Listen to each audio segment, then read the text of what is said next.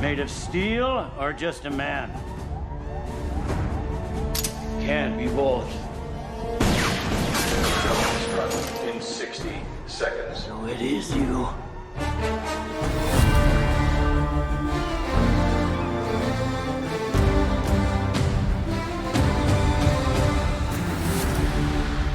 Ward is a defensive mechanic in Path of Exile which provides a barrier that absorbs a hit of damage before breaking, and this barrier then restores after a period of time.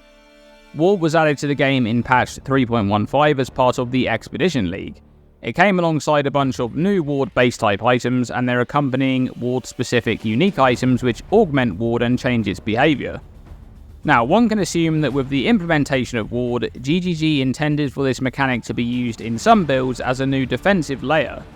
It's a mechanic that pairs quite well with avoidance layers such as block, evasion, dodge or damage avoidance like that on elusive, because theoretically a hit that makes it through those avoidance layers will be absorbed either partially or wholly by Ward before it makes it to any other resource such as energy shield or life.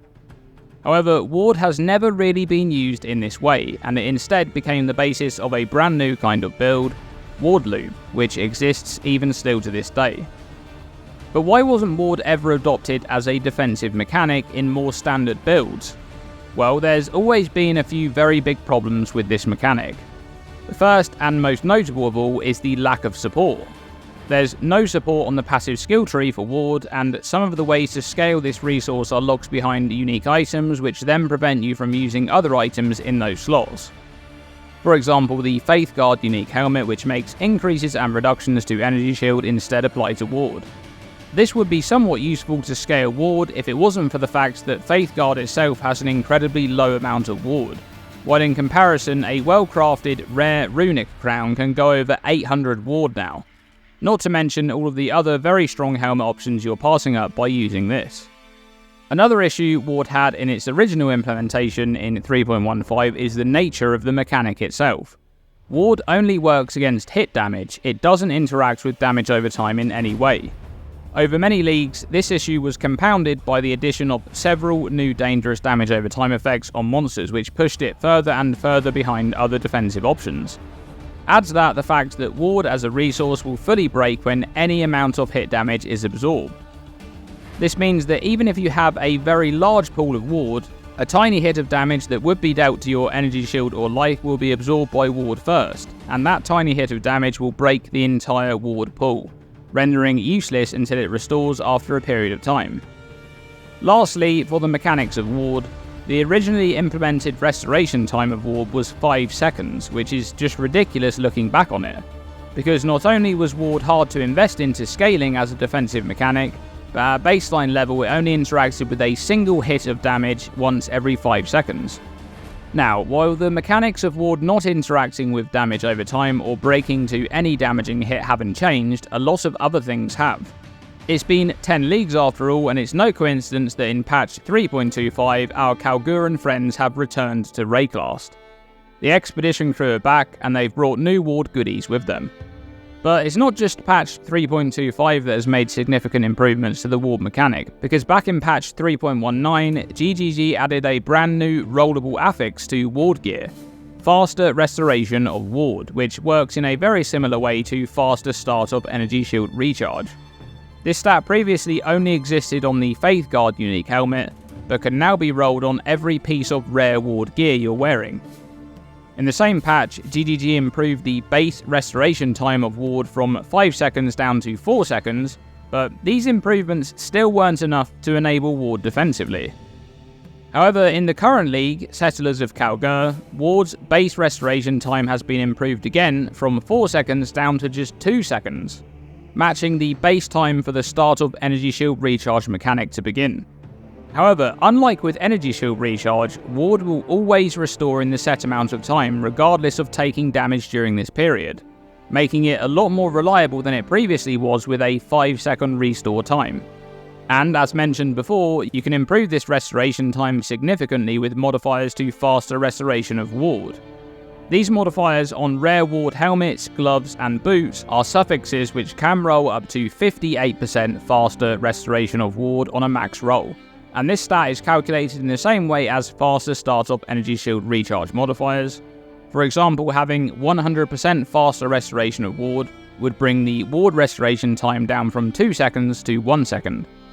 Now, the ward mechanic being a lot more reliable isn't the only improvement to ward in 3.25, because investing into this defensive resource is a lot easier due to simplified access to high-level ward bases from the Settlers League mechanic. You can easily obtain item level 86 bases for the highest tiers of ward boots, gloves and helmets from shipping rewards in Kingsmarch. To do this, all you need to do is ship bismuth bars to Kalguur, and include some thaumaturgic dust in the shipment too to multiply the amount of loot you receive. I'll link the shipment cheat sheet in the description below, which has all of the information for shipping rewards, but it really is as simple as just shipping bismuth bars to Kalguur. Now, the problem ward gear faces, especially this league, is they must compete with the new and improved higher tier base types, which now provide a lot more of their base defensive stats. However, there has been one very interesting new unique item added in 3.25, Ynda's Stand, which is a new ward-themed belt. This item has a very powerful modifier, gain ward instead of 50% of armor and evasion rating from equipped body armor. So this will take 50% of the armor and evasion rating that's present on your body armor and make it grant you base ward instead. And this is kind of ridiculous when you consider how much ward you can gain from other sources. For example, as mentioned earlier, a perfect runic crown can breach 800 ward, and ward boots, assuming you also want movement speed on there, they can get up to about 480 ward, while gloves can get up to around 580. So 3 perfect pieces of ward gear together would net you around 1860 base ward. But this belt, this thing is just insane, and it's made even more ridiculous because of the new base types added in 3.25. The new Conquest Lamella, which is the top tier armor evasion base now for body armors, with perfect rolls and 30% quality, can almost reach 4000 armor and 4000 evasion rating. But let's just say you have a more obtainable body armor, a Conquest Lamella with 3000 armor and 3000 evasion rating. Ynda's Stand would make it so that this body armor instead grants you 1500 armor, 1500 evasion rating, and 3000 ward. And those are all base stats which can then be scaled by relevant modifiers. Important to note here is the modifier on Ynda's Stand also scales with catalyst quality, so it can be scaled up to 60% of armor and evasion as ward with 20% quality. But even before any potential scaling, that really is a crazy amount of ward when you consider that this is essentially the same as having an extra 3000 of a resource like life or energy shield purely for the purpose of an incoming hit. And speaking of scaling, I should mention global defenses, because this is one of the only modifiers you can get to scale ward outside of using Faithguard. Increased global defenses is a rare stat, but a valuable one in such a build using this type of setup. So you want to look into getting some of this stat into your build if you choose to use ward.